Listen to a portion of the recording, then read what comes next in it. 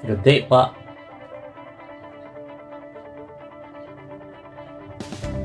Warbo si kuya ko. Nagka-ano na yung bato. Ang dami niyang bawal. Ngayon, pati yung vape, pinagbawal na rin. Binigay niya sa akin vape na.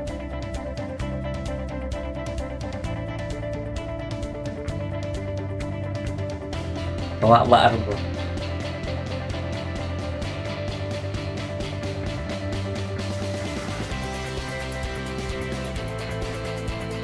Kaya sa mga wala pa pong sakit dyan, pagdating sa bawa, yun, sakit sa bato, una pa lang, please, natutunan po natin doon, tignan natin kaagad kung ano yung kinakain natin, kung makakasakit ba sa atin, no? Kumbaga, maawa tayo kay bukas natin. Minsan pala, yung ginagawa natin in present, sinasaktan natin sa bukas natin. Lahat na sobra hindi tama. Maging tubig kung tutuusin, pero hangga't maaari sapat yung tubig, no, na iniinom po, no. Parang ganito po kasi yan. Kahit sabihin mong hindi ka sa alat, si kuya ko, hindi ko alam kung mahilig sa alat o hindi. Kahit nasabihin mong hindi ka ganun karaming kinakain na maalat, pwede ka pa rin magkasakit ng dahil sa alat kung magkukulang ang tubig na iniinom mo. Example, sa isang baso, lagyan mo ng asin saka konting tubig, tikman mo. Dagdagan mo pa ng tubig, tikman mo ulit. Dagdagan mo ng dagdagan tubig, tapos tikman. Kapag nakulang ka tubig, kahit hindi ka mahilig sa ganyan, pwede pa rin yan yung maging sakit mo. Yan pa rin ang dahilan ng maging sakit mo. Kung magkukulang ka sa tubig. Yun po yung isang natutunan natin, no? Mahalin mo si bukas mo. Inuulit ko, minsan pala, tayong nasa present, tayong nagde-decide kay bukas natin. So, paminsan-minsan pala, dinidecide natin, kawawa si bukas natin. Sinasaktan pala natin si bukas natin sa ibang ginagawa natin, ibang desisyon. Please, mahalin natin si bukas natin. Yan yung natutunan sa naging sakit ni kuya ko. Sa bato, kawawa po. Dami ng bawal. So, una pa lang, ipagbawal mo na sarili para hindi ka na mahantong sa ganun. That maaari. Ayusin yung pag-inom ng tubig. Pinayuhan ko nga si kuya ko kasi baka hindi sinabi ng doktor o hindi alam ng doktor. O kasi paminsan-minsan ang pagkukulang ay may tuturing na pagkakamali. So, in-explain ko kay kuya ko na andat maaari, tama yung kanyang pagkain. Tama, ibig sabihin, let's say for example, bawal ang noodles. Pinagbawal yan dahil, intindihin maigi po, dahil maalat, di po ba? So, bawal na kaagad yun. Intindihin po maigi, baka pwedeng i-fix. Ngayon, kung gusto mo pa rin mag-noodles, bawasan mo yung seasoning na ilalagay doon sa noodles. Kasi may choice ka dyan Pwedeng hindi maalat yan. Kung sasabihin mo naman may problema sa hindi ka agad matunaw, pakalambot mo. Sa sinasabing bawal, minsan may fix, no? Hindi ka mukha nung bawal sa baboy, ganon. Siguro kain ka konti. Yun lang yung fix nakita ko dun. Pero pagdating sa noodles, maalat kasi, may fix dyan. Sabi ko nga po sa kanya, inulit ko po, yung sinasabing bawal ng mga doktor. Hindi po ibig sabihin yan is lason. Bawal, bakit? Intindihin po bakit. Inuulit ko sa iba pong pagkain na sinasabing bawal, pwede naman palang ma-fix para pwede mo pa rin makain. So, para sa akin, ang ibig sabihin ng bawal is hangga't maaari. Wag. And then, kumbaga, iwasan. Pero pwede ka pa makain yan. Pwede siguro konti. Inom mo tubig. Para sa akin po, no? Kasi ganito po yan. Parang nung nagparehab ako, biglang-bigla, walang bisyo. Ilang araw ata, ilang days, isa lang araw. Ilang days yata, o weeks, para ako magkukulaps. Pag tumayo ako matagal. Kasi nabigla yung katawan eh. So ako, payo ko, pwede konti-konti. Kung ano yung pinakain mo, no? Dati, kumbaga, wag mong biglain. Pagdating sa sinasabing bawal, wag mong biglain.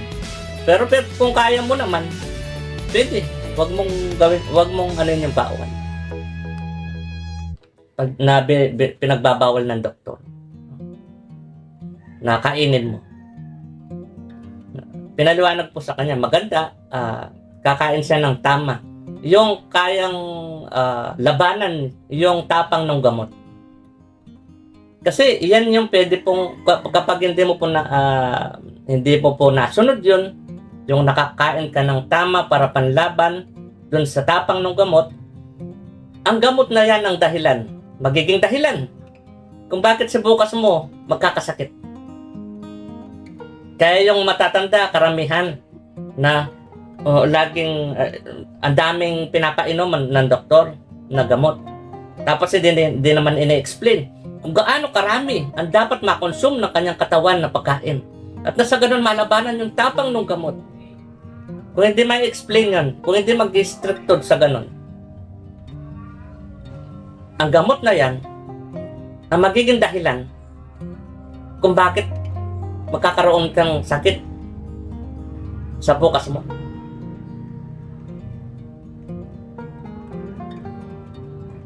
Gamot mo nga ngayon in present. Future mo pala, yan yung dahilan kung bakit ka magkakasakit. Kung hindi mo naintindihan yung fix na sinabi ko na kailangan makakain ka, kailangan ipaliwanag ng doktor kung gaano karami ang makonsume ng katawan ng pasyente. At nasa ganun, sa loob ng isang araw, nasa ganun, may panlaban siya sa mga, may panlaban ng kanyang katawan sa mga iniinom na matatapang na gamot. Please po, tanggapin na walang perpekto. Walang perpektong tama, walang perpektong mali. Hindi lahat ng script ninyo is 100% tama. And then, meron pa. May nakita pa po ako mali. Paminsan-minsan ang pagkukulang ay may tuturing na pagkakamali. Let's say yung pinaliwanag ko kanina, pinapaliwanag po ba yan sa mga pasyente na pinapainom na ang reseta ay matatapang na gamot? Pinapaliwanag po ba yan? Nuulit ko, paminsan-minsan ang pagkukulang ay may tuturing na pagkakamali.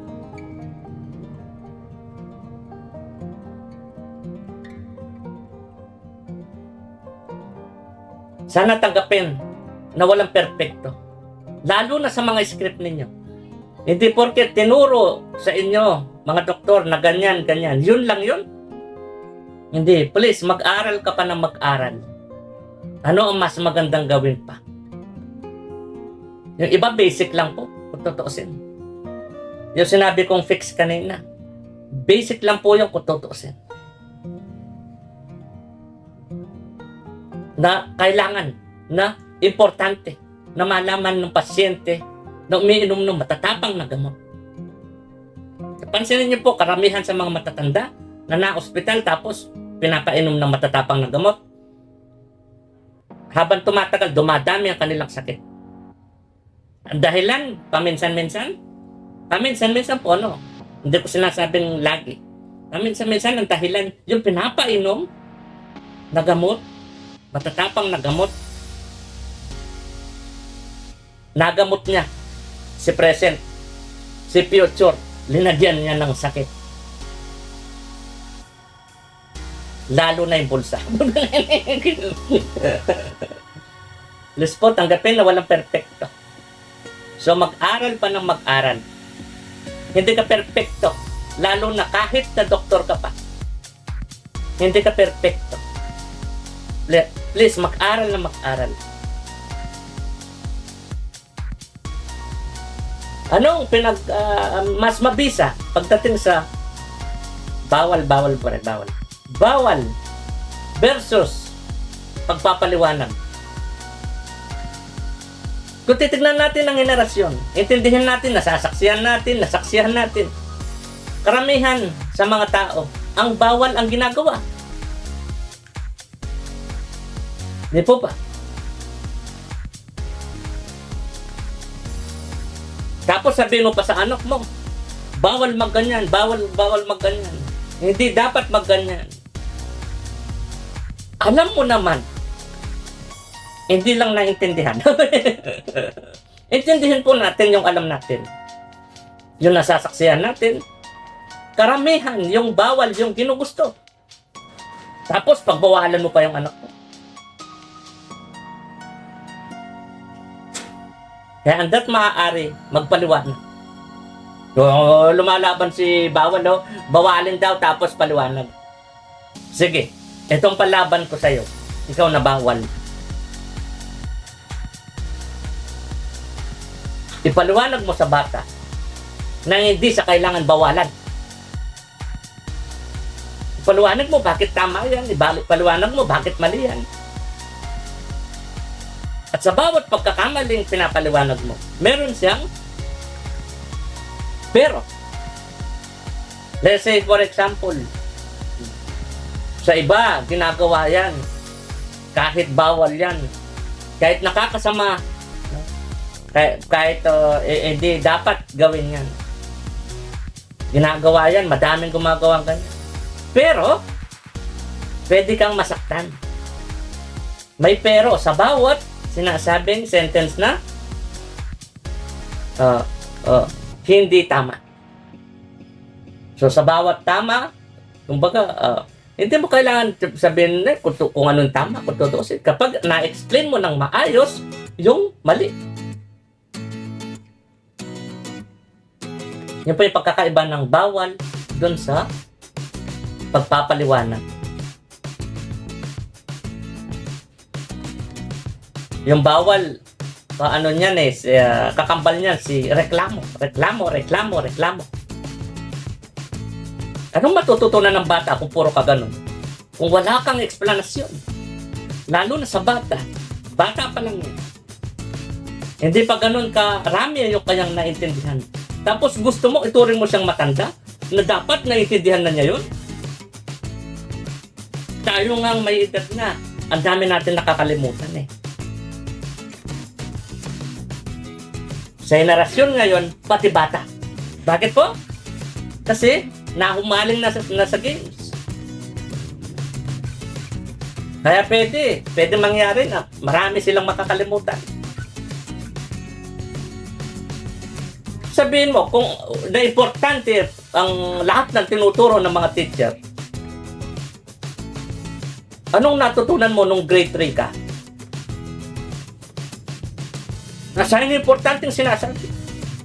Ang daming sa mga pag-aaral, pinag-aralan ko yung pag-aaral. Ang daming mga hindi naman kailangan ituro. Hindi naman importante. Pero hanggang ngayon, present pa yung mga yon. Nandiyan pa sa pag-aaral. Linagyan pa nga ng K-12 kasi kulang daw ang oras nila. Bagkus, kulang na lang sa loob ng isang araw. Ang anak mo nandun lang sa school halos. Tinuturuan ng pangyayari kahit hindi sinasalita ng literal ng mga teacher. Tinuturuan ng school ng pangyayaring nasasaksihan natin. ang mga bata na gawin mong boarding house yung bahay mo. Kaya habang tumatanda ang bata, mas ginugusto sa labas. Huwag magtaka. Kasi yun yung turo ng school. Nasasaksihan po natin. Hindi ko sinabing literal na ina-explain nila, pinapaliwanag nila na ganun ang turo nila. Karamihan sa mga sinasalita niya ako ay nasasaksihan natin. Hindi nyo kailangan mag-isip kung totoo siya. Kasi nasasaksihan. Dapat daw magaling manakit ang bida. Sabi ni Cardo Dalisay. Kung ano yung tinanam, siya rin anihin. Ganyan ba tinuro ng blackboard? Huwag mong intindihin ang nasasaksihan mo.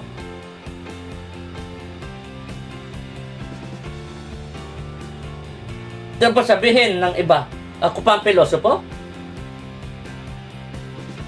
Sabihin mo, sa'yo ang puti, nagtitiyas ka. Pero ang nakikita ko, sa harapan mo, brown. Tapos sabihin mo, itim ang kape. Pero nakikita ko brown. Sino nga ba tunay na pilosopo? Sabihin nyo, inom kayong kape. Hinihigop mo naman. Sino tunay na pilosopo? Nagtatanong po si ako. Nakitula. Hindi po ako galit sa mga kapwa. Kasi kung wala akong pakialam sa inyo, hindi ako magpapaliwanag. Patawad po kung mapakialam ako. Kasi may pakialam ako sa inyo, mga kapwa ko. Mahal ko mga kapwa ko. Pag pinag-uusapan ng pagkakamali, para matuto. Hindi para insultuhin ng kapwa. Ang pag-insulto sa pagkakamali ay matuto tayo. Hindi mo kailangan insultuhin ng kapwa ng dahil sa pagkakamali. Dahil hindi ang kapwa ang pagkakamali. Meron lang tayong pagkakamali.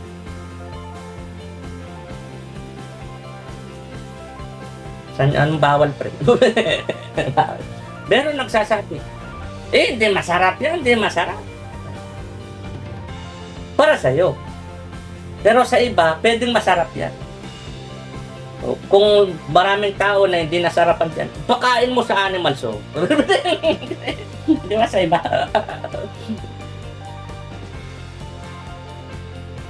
Kahit nga tayo, masarap daw. Sabi ng langaw. Bakit kinakatawan mo ba ang lahat ng nilalang sa buong mundo? Ikaw na individual. Dapat ba, kung saan ka nasasarapan, ganun din lahat ng nilalang? Kaya yung tinatawag na maselan po. Para sa akin, hindi ganun kadalas dapat gamitin yung word na maselan. Kasi meron tayong kanya-kanyang gusto. Meron tayong kanya-kanyang panlasa. Meron mga masarap sa atin yan, hindi masarap sa atin yan. Kung sa'yo masarap yan, dapat ba lahat na nilalang sa mundo ay masasarapan dyan?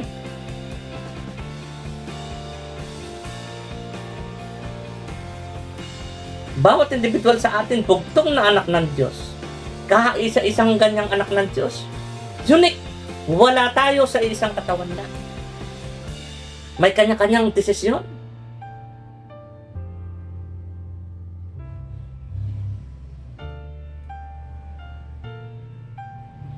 Meron ako napanood sa YouTube. Yung sinasabing racism, yung mga meron point yung isa, no? Sabi ng isang Asian babae. Kasi mas gusto ko yung puti, sabi niya. Yung American, parang ganun. Kasi parang kapatid ko na lang yung Asian din. Kakaiba yung dahilan nun. No? Pero please, huwag mong tanggapin sa kokote mo na dapat lahat ng tao ganun ang pagkaintindi. Ikaw, may sarili kang panlasa. Nag-aaway sila sa YouTube . Meron mga pag ganyan daw mga Asian. Bakit kinakatawan ba ng isang individual? Ang lahat na sinasabi mong Asian.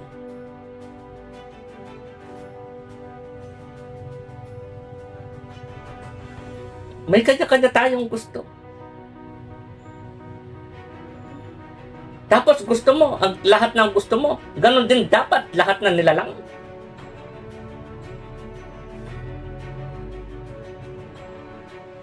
Ang pagkaintindi ko, sa word na idol, maraming ibig sabihin yan. Kaya meron akong isang idol pre. Ang galing niya pre, talagang panalo siya lagi pre. Walk out pa yung iba pre. Pero hindi ko sinasabi na parehas kami pagkaintindi. Pero bilib ko sa talino niya. Kaya tinawag ko idol. Idol ko yan. Idol. Sa talino niya. Ang galing niya magpalusot. Pero sa pagpapalusot palagi, nahuli kita. Minsan sabi mo, puti yan, puti yan, puti yan. Pero ilang taon lang, sasabihin mo, black yan. Tapos pinag-uusapan, pre. Hindi yung kulay eh. Yung language. Lalim naman. Kung naintindihan mo, ibig ko sabihin, di ba di ka ganun kababaw umintindi? Sabi ko sa'yo eh.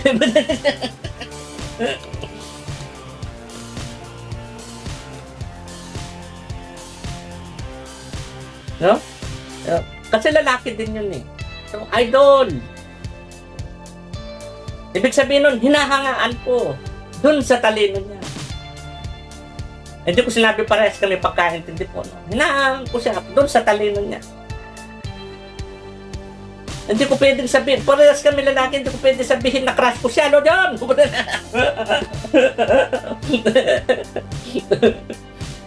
No? At kung ikaw, ang ibig sabihin ng idol sa'yo ay isang meaning lang, ikaw yan. Kung hindi tayo parehas pagkaintindi, huwag kang magalit. Lalo na hindi naman ako nakakasakit. Ba't ka nasasaktan? Dapat ang Panginoon lang dapat yung tawagin ng idol. Diyan yung pagkaintindi mo. Anong karapatan mo na katawanin mo lahat kaming tao? Kung dami pa lang hindi naiintindihan, sana'y maintindihan mo na kung meron tayong kanya-kanyang panlasa. Ang panlasa ko sa word na idol ay marami ang ibig sabihin ng idol. Di ba, idol? Huwag ka po sana magalit, no? Kung hindi naman nakakasakit kapwa mo, please, huwag ka masaktan. May kanya-kanya tayong panlasa. Naway piliin ng panlasa ng kalusugan. Huwag laging panlasa ng dila. At panlasa ng utak.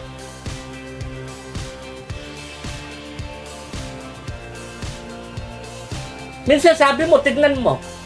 Pero kinukuha mo. Di ba mata yung paningin, Lord?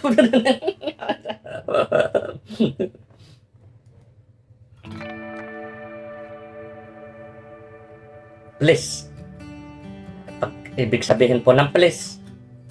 Sana naintindihan.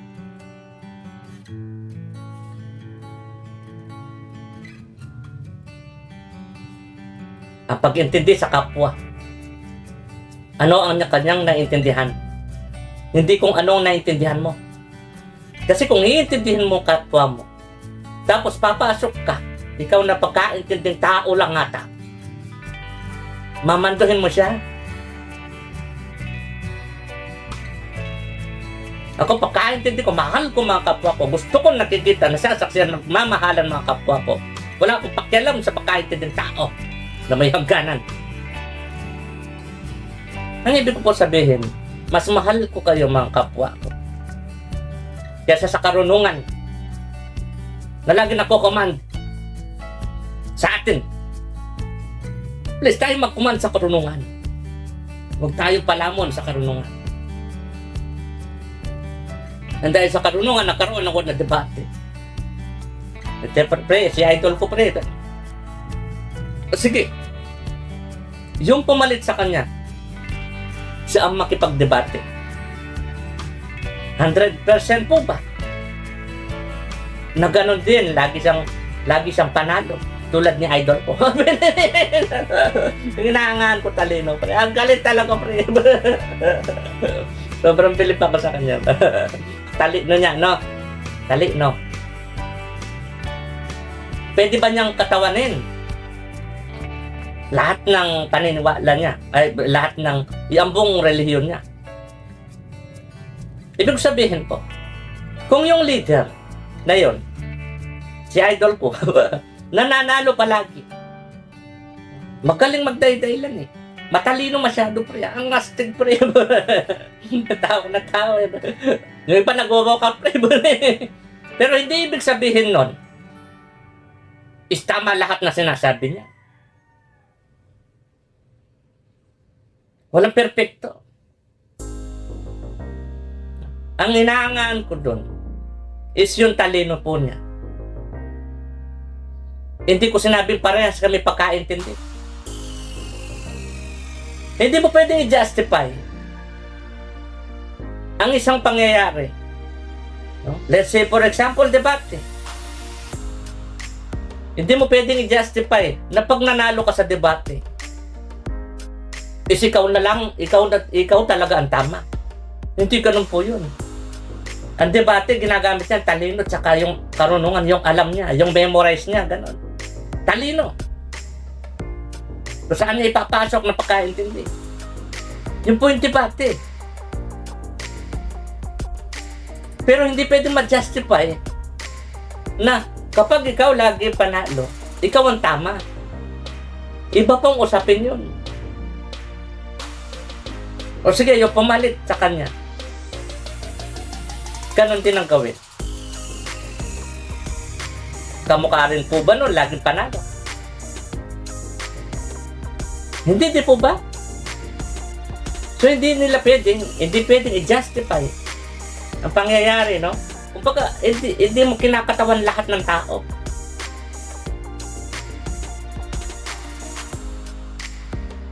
Siya. Kung siya lagi panalo, o puti ka, let's say puti kayo, lagi niya pinapapanalo yung puti, tapos kalaban niyo black. Sigurado ka ba na ang bagong leader ay lagi niyang ipapanalo din yung puti? Ang ibig ko po sabihin, yun po yung ibig ko sabihin na hindi lahat ay tama. Nakulit ko po, bilib ako dun sa talino niya. Hindi ko sinasabing parehas kami pagkaintindi. Pagdating sa, let's say, yung grupong yun, tawag natin puti. Yung leader dati, napapanalo niya palagi. So, ang katanungan, ang bagong leader, may papanalo din po niya palagi? Yan po yun eh.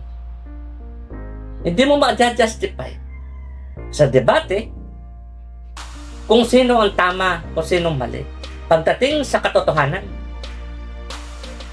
Pero, yun yung labanan ng talino. Siya kagaling magpalusot. Gusto ko matutong ganun, pre. Talaga magpapalusot ako, pre, para magmahalan tayo. Maghahanap ako ng lusot. No? Para yung mga kinasusuklaman yung kapwa is mahalin nyo na.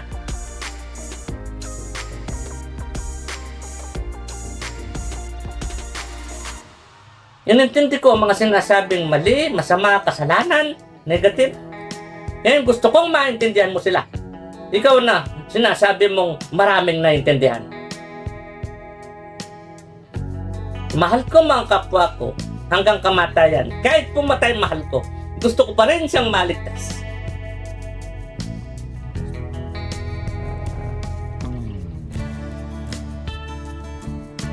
Nang walang kondisyon.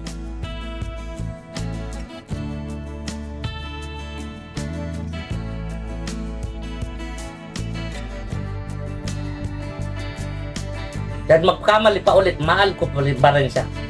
May ex. Mahal ko pa rin siya. Kaya tayong mga taga-earth, no? Kahit Kapampangan tayo. Una natin daw yung AIDS sa unahan. Una natin. Yung AIDS, lagay mo rin sa unahan. Yun. Yan pre, kung gusto mo, wag nang ano pre.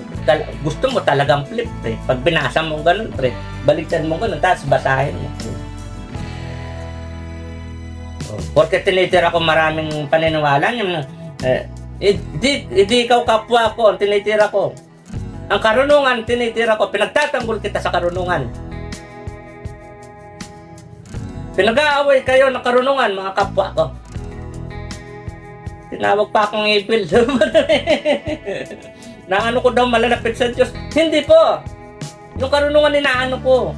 Kung talaga malapit kayo sa Diyos, magmahalan kayo.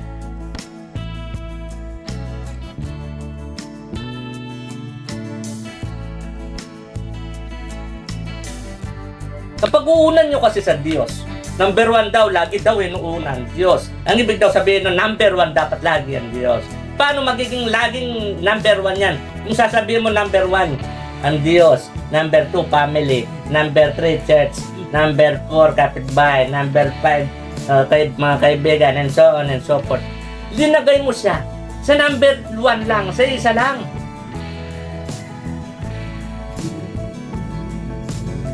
Tanggalin mo siya. Iuna yung pamilya.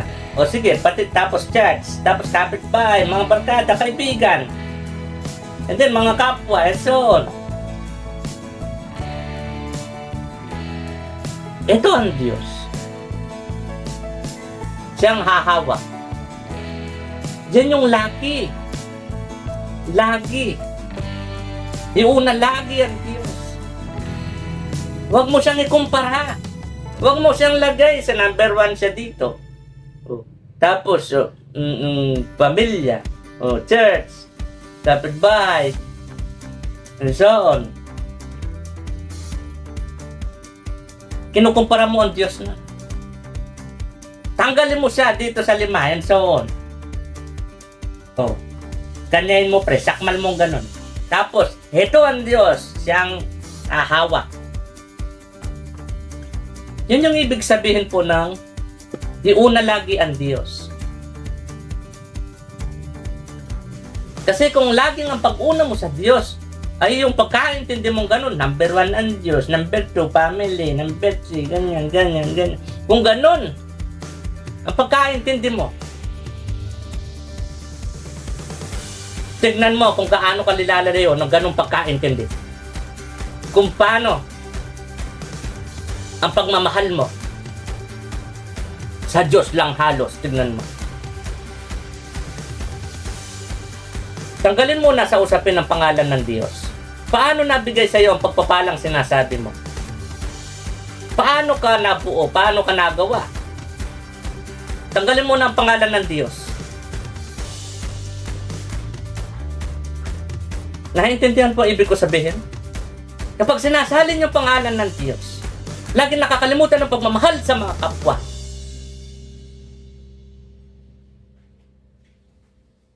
Pangit ng tono ko na naman. Ano to, pre? Di ba ganito yun na ano? Ayun, ano daw, pre? Ayun. Si Vic Soto. Yung double meaning, pre. Nasa isang individual kasi kung ano yung tatanggapin mong pagkaintindi. May desisyon ka. So kung ganyan ang pagkaintindi tinanggap mo, okay. Pero sana, huwag kang mangarap na gawin mo puppet lahat ng nilalang. Na dapat kung ano yung gusto mo, pagkaintindi mo, ganun lang lahat.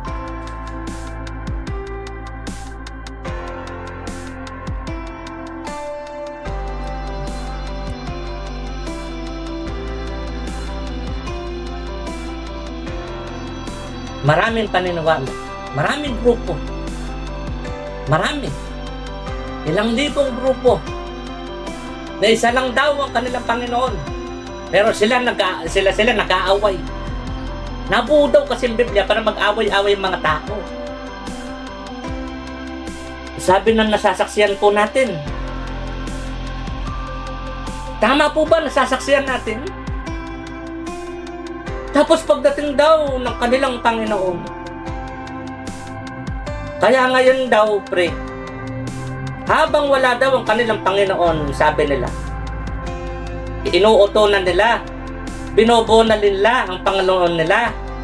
Lagi nilang binobola. At sa ganun, pag dumating daw, sa kanila magpabola, sa kanila kakampi. Ilan kayong paniniwala? Ilang libong paniniwala sa buong mundo na isa lang ang sinasabi niyong Panginoon niyo? Let's say 1,000. Ikaw, isa ka lang dun. Sa'yo lang magpapauto ang Panginoon mo? Kaya ba binobola mo ngayon habang sinasabi mong wala pa ang Panginoon mo? Mga Panginoon ko.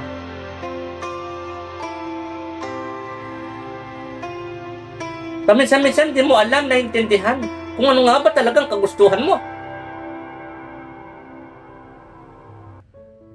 Ano ibig sabihin ng Panginoon? Sinusunod.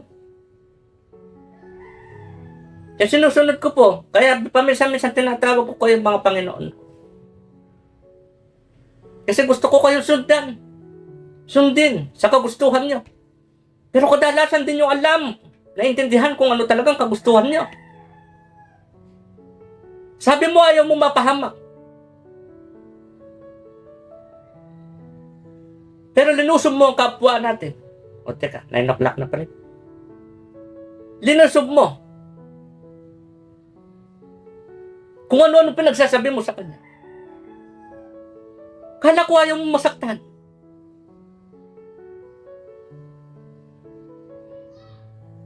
Sabi mo ayaw mo makulong. Pero hanggang ngayon nagbibisyo ka pa. Papunta sa kulungan.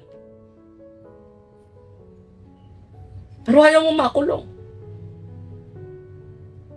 Sana naintindihan po ibig ko sabihin. Pero minsan di mo naintindihan sarili mo. Parang ako. Akala mo ikaw lang. No, ipatuloy po tayong umintindi. Walang perfecto. Walang perfectong tama, walang perfectong mali. Mali. Sarap yan, yung maling. Please, habang umiintindi po tayo, lagyan natin pagmamahal sa kapwa. Yun yung tunay na pagmamahal sa Diyos. Pagmamahal sa mga kapwa. Sino mga kapwa natin? Tao na meron din pagkakamali tulad ng salamin natin. Gusto ko lang magsalamin ka habang nagsasalamin ka. Parang hindi ka na masyadong malabuan. Kaya sinatawag na kapwa. Kasi meron din pagkakamali. Minsan, ang pagkukulang may tuturing na pagkakamali. Minsan, wag mong ipasok yung isang word sa lahat ng sentence. Wala nga perfecto.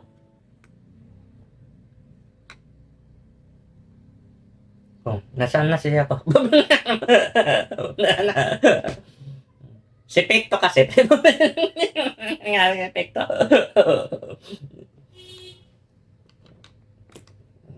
Sige po, magluto na akong kanin, luto ng oras na. 9 o'clock. Sige po, next time na lang po. Sa mga taliwas man po, napagkaintindi sa mga sinabi ko, patawad po. Hindi po ako naparito para paniwalaan. Maging baliktad nun, hindi rin po. Please, piliin po natin magmahalan. Huwag tayong magpakontrol sa karunungan. Please, tayong kukontrol sa karunungan. Papunta sa magmamahalan po tayo. No? Lahat po tayo meron pagkakamaling nagawa. At meron pang hindi alam at naintindihan. Lahat po tayo. Sige po. Love you po. Sana po, love mo rin po kami.